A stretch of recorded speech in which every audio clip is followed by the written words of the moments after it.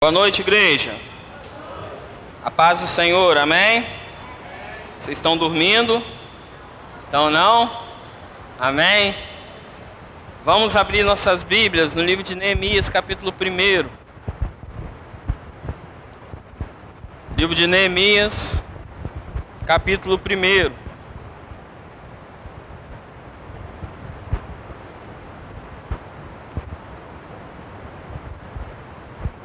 Amém?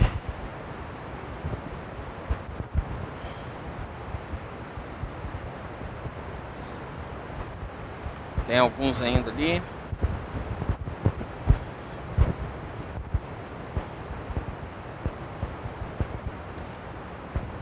Diz assim a palavra: as palavras de Neemias, filho de Acalias, e sucedeu que no mês de Quisleu, no 20º ano, quando eu estava no palácio de Susã, que veio Anania, a um dos meus irmãos, ele e alguns homens de Judá, e eu perguntei-lhes a respeito dos judeus que haviam escapado e que restaram do cativeiro, e a respeito de Jerusalém, e eles me disseram: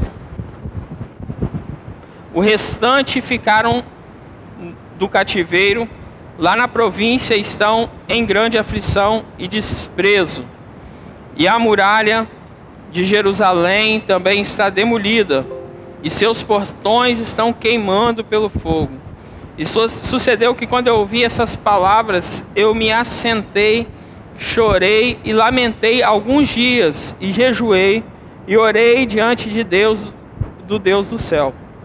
E disse: eu te busco, ó Senhor, Deus do céu, o grande e terrível Deus, que guarda o pacto e a misericórdia por aqueles que o amam e observam os seus mandamentos.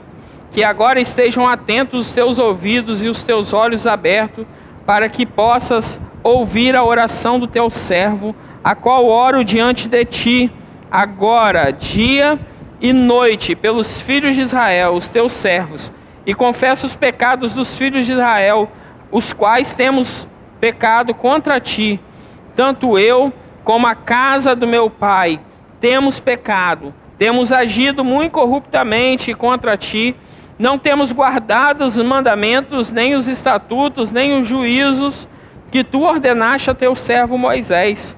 Lembra-te, rogo-te, a palavra que tu ordenaste a teu servo Moisés, dizendo: se vós transgredires, eu vos espalharei entre as nações. Mas se vós converterdes a mim e guardares os meus mandamentos e praticá-los, então, ainda que os vossos rejeitados estejam na extremidade do céu, ainda assim eu reunirei de lá e os trarei ao lugar que tenho escolhido para ali pôr o meu nome. Ora, estes os seus servos e o teu povo, os quais têm redimido pelo teu grande poder e pela tua mão forte. Ó Senhor, rogo-te que esteja atento os teus ouvidos à oração do teu servo e à oração dos teus servos que desejam temer o teu nome, e faz prosperar hoje o teu servo e conceda-lhe misericórdia à vista desse homem, porquanto eu era copeiro do rei. Amém? Podemos assentar.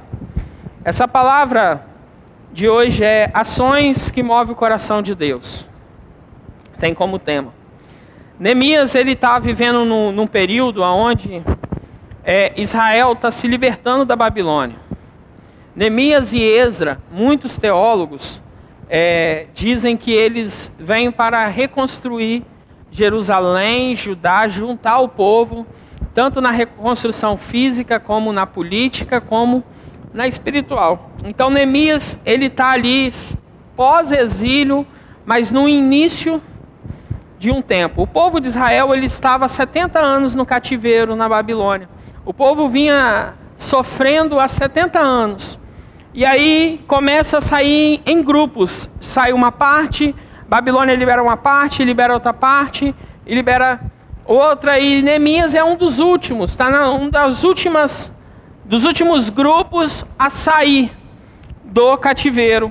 Então, quando ele chega, ele quer saber a informação de como está. Neemias, ele quer saber de como está o povo, como está Judá, como está Jerusalém, como estão aqueles que ficaram cativos na terra, como que estão, e ele começa a querer saber informação. E aí chega um dos seus irmãos com informações sobre aquilo. E o que eu quero trazer aos amados nessa noite é a atitude de Neemias, a ação de Neemias mediante a situação, a circunstância que ele encontra quando ele recebe aquela informação. No coração dele, ele sabia que não estava bem, mas ele não sabia o quanto estava. Quem era Neemias? Ele trabalhava no palácio do rei da Pérsia, né? Artaxerxes era o rei da Pérsia. E ele era um copeiro. O trabalho de copeiro naquela época, irmãos, era um trabalho de confiança. O copeiro era aquele que arrumava, era aquele que servia o rei. E antes do rei beber o vinho, era ele que provava o vinho. Porque se tivesse envenenado, morria ele, não o rei. Então ele trabalhava, ele tinha um posto dentro do palácio de extrema confiança do rei. Extrema. Então Neemias não era qualquer um. Ele era um homem de confiança do rei. E o que acontece? E o povo de Israel vinha desse estado que nós comentamos aqui. O povo vinha sofrendo há 70 anos. E o que acontece? Neemias, ele ouve aquelas palavras. Ouve aquelas situações. Não diferente de nós, né? Qual tem sido as nossas ações diante das dificuldades que temos encontrado na nossa vida? São esses tipos de ações que movem o coração de Deus. Ações como de Neemias. Neemias, ele não foi reclamar. Neemias, ele não foi chorar. Ele chorou. Ele não ficou reclamando com Deus. Mas Neemias, ele resolve se envolver na obra do Senhor. Irmãos, o primeiro ponto que eu quero trabalhar conosco hoje é que precisamos nos envolver nas obras de Deus. Amém, irmãos? Às vezes a gente está tão focado nas nossas necessidades, às vezes a gente está tão focado no nosso mundinho, que esquecemos de nos envolver naquilo que Deus está fazendo. Antes de Neemias, eu comentei que um grupo de pessoas sai da Babilônia. Um grupo vai e encontra a cidade destruída, encontra ainda um povo cativo, encontra os portões destruídos da cidade. Mas, pelo visto, eles não se movimentam, irmãos. Pelo visto, eles não dão muita bola para aquilo que estava acontecendo na cidade naquele momento. Por quê? Porque eles estavam vindo de um pós-exílio. Eles tinham muitos problemas para resolver. A grande coisa que eu quero falar é que nós costumamos pegar os nossos problemas e levar a Deus. E achar que Deus tem a obrigação de cuidar deles. Eu quero dizer uma coisa, irmãos. Há muitos problemas na terra que Deus precisa de mim e você para resolver. Não são só os nossos. Às vezes a gente está tão focado no nosso que a gente esquece do que está acontecendo à nossa volta. E achamos que Deus tem por obrigação de nos dar a área VIP e cuidar apenas de nós. E às vezes o nosso problema é tão pequeno, mas tão pequeno em relação ao que o outro está passando. É tão pequeno, mas tão pequeno que Deus, eu nem sei o que passa no coração de Deus, mas eu imagino eu no lugar de Deus. Sabe, Neemias estava dentro de um palácio, ele estava vivendo uma vida pós-exílio muito tranquila, ele trabalhava para o rei, era um homem de confiança do rei, ele não tinha, meus irmãos, nada que se envolver lá, mas ele tinha um compromisso com Deus.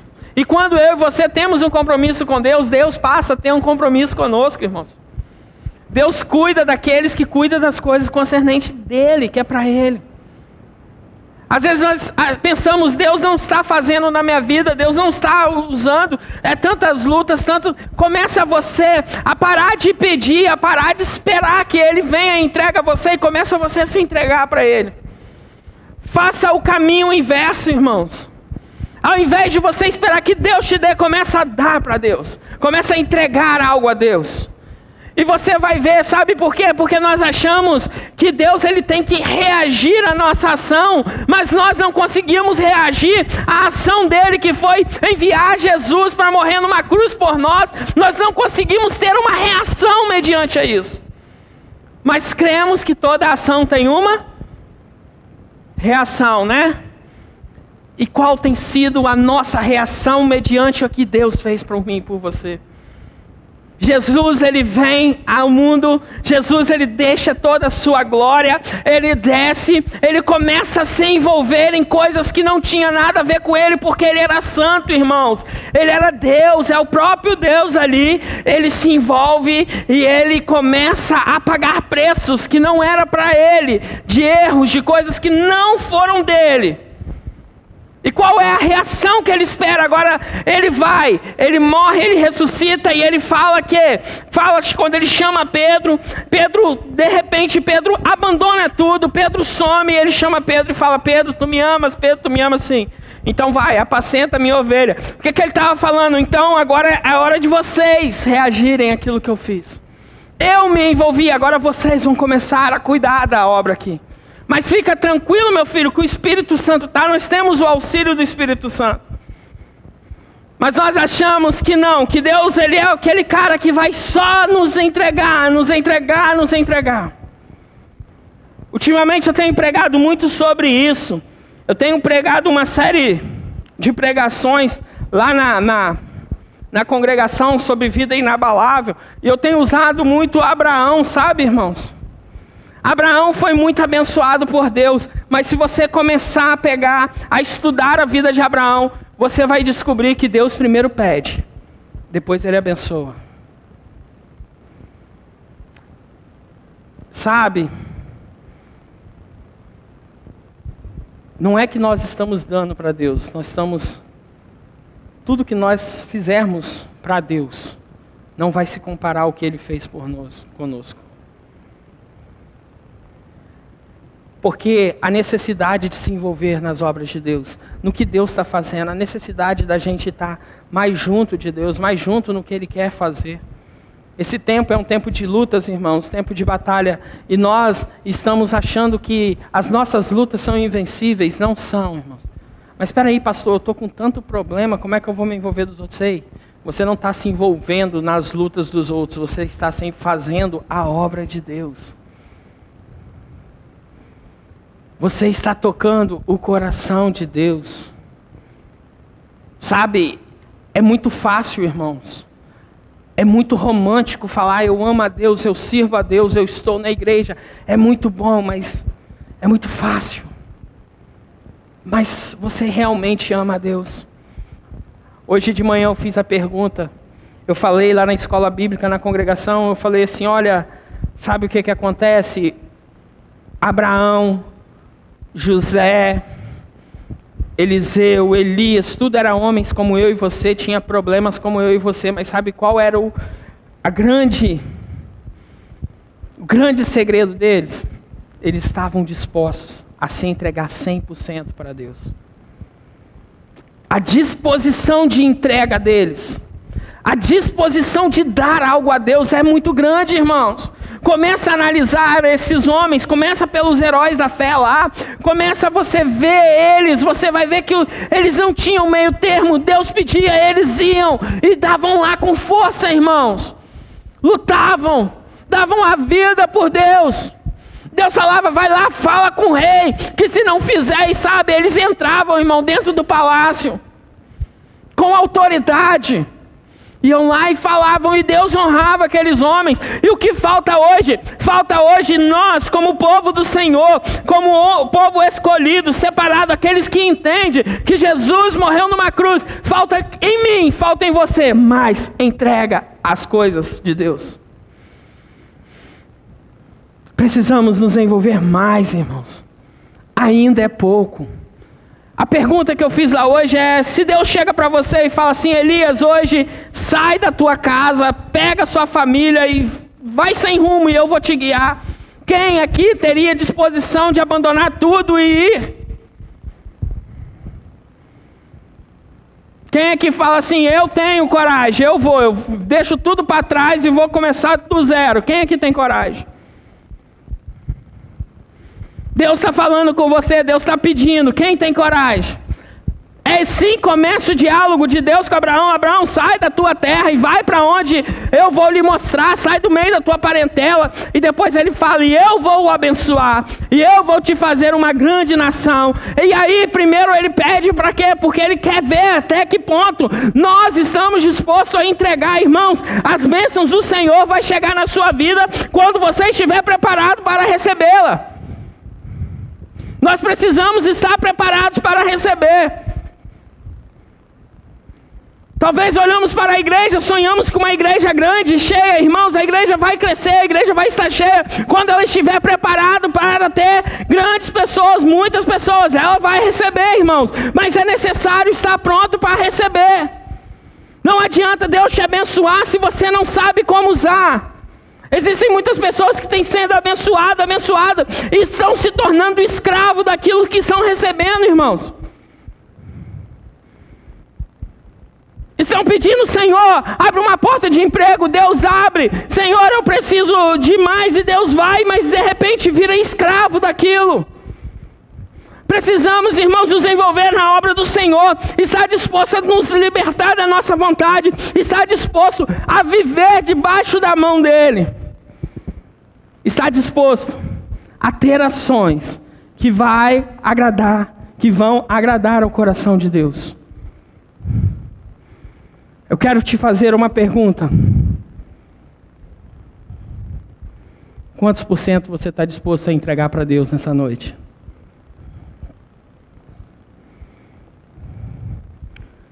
A mesma porcentagem de entrega vai ser a porcentagem que você vai receber, meus irmãos. O grande problema não está na fonte, naquele que derrama. O problema está no recipiente que vai receber. Neemias estava disposto. Neemias estava disposto a deixar o cargo dele. Neemias estava disposto a deixar a zona de conforto dele, irmãos. Ele estava disposto a se envolver na obra do Senhor. Mas Neemias não vai de qualquer jeito. E ele fala assim, e eu orei, eu chorei, eu orei e eu jejuei.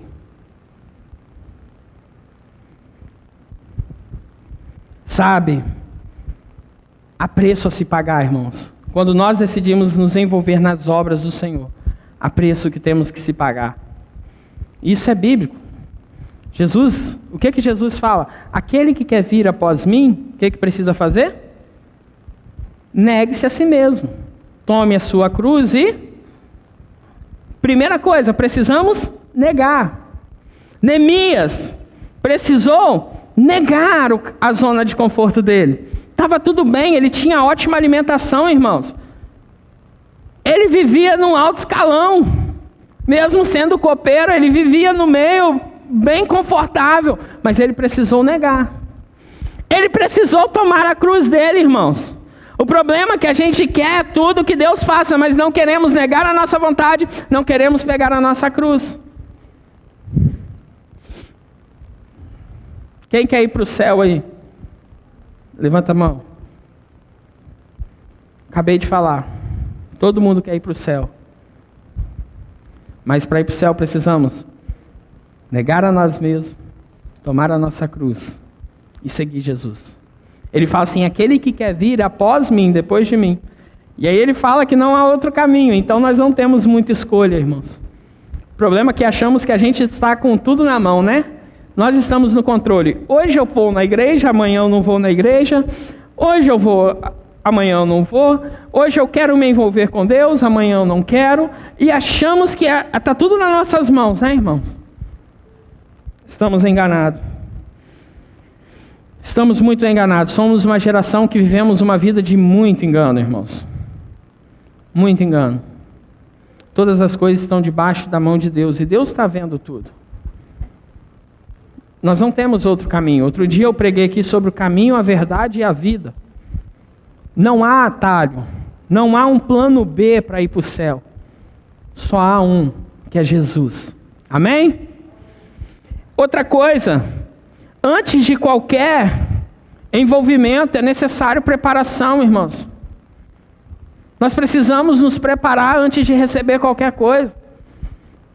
Antes de nos envolvermos em qualquer coisa que envolva o nome de Deus, nós precisamos nos preparar. Neemias, ele vai e ele chora e ele começa, ele não chega imediatamente, ele ouve aqui do rei, do mensageiro, ele não corre ao rei e fala, rei, eu preciso, não. Primeiro ele chora, primeiro ele vai, ele se prepara antes de chegar ao rei. Antes dele ir lá e pedir, se você continuar lendo, é uma história muito linda, irmãos. Ele vai para reconstruir os muros de Judá e os portões, e ele chega lá, ele vê Jerusalém ao lado também destruído. O rei libera, vai acontecer grandes coisas na vida de Neemias, mas tudo acontece porque ele estava preparado, irmãos. Quando ele chega diante do rei, ele sabia o que falar. Quando ele chega diante do rei, havia todo um plano divino de Deus, toda uma estratégia, porque quando nós decidimos entregar as lutas, quando nós decidimos lutar com as armas corretas, Deus ele toma a frente, Deus ele toma o controle da situação, e é Ele que vai agir, irmãos, é Ele que vai mover. Ele vai simplesmente te dar, como aqui, ó, aqui é um roteiro, tá vendo, irmãos? Ele vai te dar um roteiro e vai falar assim, ó, segue isso aqui, que é sucesso. Todas as vezes que os reis de Israel procuraram a Deus e perguntaram como vamos lutar, o exército nunca saiu derrotado. Não houve derrota em Israel quando o rei perguntou ao Senhor como fazer. A pergunta é, como você tem se achegado a Deus? Você tem chegado e falado, Senhor, o que eu vou fazer? Ou você tem falado, Senhor, faça?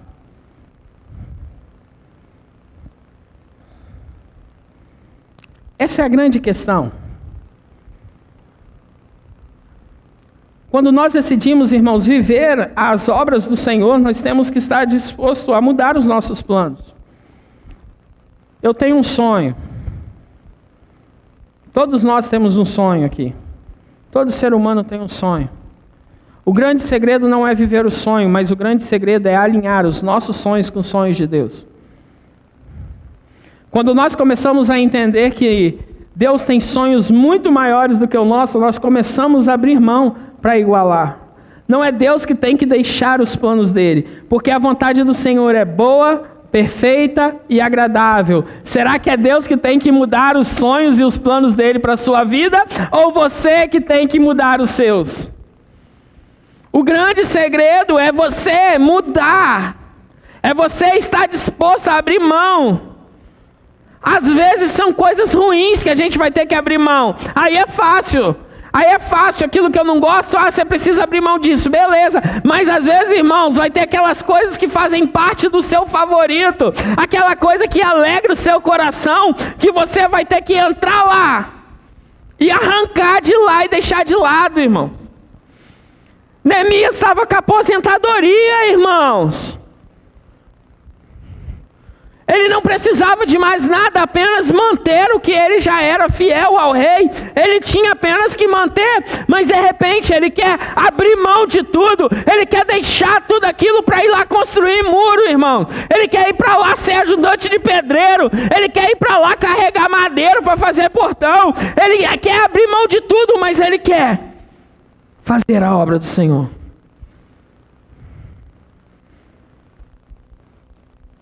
A visão de Neemias estava alinhada com a visão de Deus. Eu quero te perguntar, sua visão, você está alinhado com Deus? A sua vida está alinhada com o que Deus tem para você? Você tem vivido de acordo? Eu tenho vivido de acordo com o que Deus tem. Eu vejo que nesses dias Deus pisou no freio, parou todo mundo. Ei, É uma nova oportunidade, é um novo recomeço. Como igreja, como pai, como esposo, como filho, como amigo, Deus, Ele pisa no freio e fala assim: daqui para frente é uma nova história. E aí, como você vai querer reiniciar a sua história? Como que a igreja do Senhor vai querer reiniciar a sua história? Vamos voltar com aqueles mesmos probleminhas? Aqueles problemas que a igreja fechou, todo mundo, precisamos abrir igreja, tem que abrir igreja, tem que abrir igreja, tem que estar na igreja e tal. A igreja abriu. E agora? Vamos voltar ou vamos mudar? Porque nós vimos que o controle está na mão de Deus, irmãos. Nós vimos que Deus, Ele tem o poder para movimentar e fazer da forma que Ele quer, do jeito que Ele quer, irmãos. Estamos aí há 6 meses, homens, vários cientistas, pessoas inteligentes buscando a cura. E eu creio num Deus que pode entrar uma pessoa aqui caindo, quase morrendo de Covid, e a gente orar e essa pessoa sair daqui sã, irmãos. Eu creio num Deus que pode ressuscitar mortos. E Ele está lá, esperando uma ação nossa, uma reação nossa, sabe? Como vamos reagir mediante a esse tempo que Ele está nos proporcionando? A gente vai ser como aqueles primeiros grupos que saíram da Babilônia, que não olharam para nada, ou a gente vai olhar e vai falar: vamos reconstruir as muralhas. Qual vai ser a nossa reação como igreja hoje? Qual vai ser a nossa reação como seguidores de Cristo nesses dias? Nós vamos olhar e achar que está normal, ou vamos fazer como Neemias, nos preparar e ir lá reconstruir uma nova história? Qual que vai ser a minha e a sua posição? A minha eu sei qual que vai ser. Vou te perguntar, qual que vai ser a sua posição mediante a isso? Sabe, não espere de Deus, porque Ele já fez tudo o que Ele podia fazer por você. Agora, é uma coisa, Deus está esperando por você. Tudo que Deus espera é uma ação sua. Tudo que Deus espera é o que você vai fazer agora. A palavra está lançada. O mapa está dado. E agora? Qual vai ser a decisão da igreja? Eu convido você a se colocar de pé nessa noite. E eu quero convidar você a fechar os seus olhos por um instante. Eu convido você a refletir sobre como você tem agido, não perante ao homem, diante de Deus. Como tem sido a sua reação? Você tem sido grato a Deus por tudo que Ele fez? Você tem perguntado a Ele: Deus, o que o Senhor quer que eu faça? Você tem, no mínimo, vivido o Pai Nosso que diz: Pai Nosso que estás no céu, santificado seja o vosso nome, venha a nós o vosso reino, seja feita a sua vontade, assim na terra como no céu. Você tem pedido Ele, nós cantamos aqui: Pai Nosso no céu, venha o teu reino. Nós cantamos aqui, o louvor acabou de cantar essa canção. Ou você tem pedido o céu para vir até você, até a sua casa, ou você tem tentado levar a terra até o céu? Porque nós estamos vivendo um tempo de uma geração que quer levar a terra para o céu. E muitas das vezes criticamos o céu. Criticamos o que Deus faz. Porque achamos que estamos certos. Sabe, eu desafio você a mudar a sua postura. A começar a se entregar mais, a buscar mais o Senhor, de uma forma exata, não buscar a ação de Deus, mas agir você reagir a Deus. Decida você a tocar o coração de Deus, porque Neemias viu tudo, não se acovardou, não descansou. A obra está andando. A igreja tem várias coisas para ser feita. O desafio é, e agora? O que vamos fazer? O que você vai fazer? Eu quero orar por você. Pai, no nome de Jesus, não são palavras, mas é o Senhor, ó Deus, que tem o poder para entrar no coração do homem, convencer o homem de todo o mau caminho. Espírito Santo, visita cada coração que essa mensagem foi entregue, ó Deus. Dai, ó Deus, a direção. Revele, ó Deus, os teus planos. Dá, Senhor, visão a essa pessoa, Deus. Que possa, Deus, estar entendendo que os sonhos e os planos do Senhor são maiores. Que a tua vontade é boa e agradável a todos aqueles, ó Deus, que buscam ao Senhor e que o amam, Senhor. Muito obrigado, Senhor. A semente foi plantada, agora seja feita a tua vontade. Cumpra, ó Deus, os seus planos. No nome de Jesus. Amém. Amados, nós já estamos encerrando. Eu creio que não tem nenhum aviso. Amém? Está tudo tranquilo então. Pai, leva-nos em paz, dá-nos, ó Deus, uma semana abençoada, cheia de graça. Cumpra, ó Deus, a tua vontade. Com o amor de Deus Pai, que a graça do nosso Senhor Jesus Cristo e que as consolações do Espírito estejam sobre cada um de vós. Vão em paz.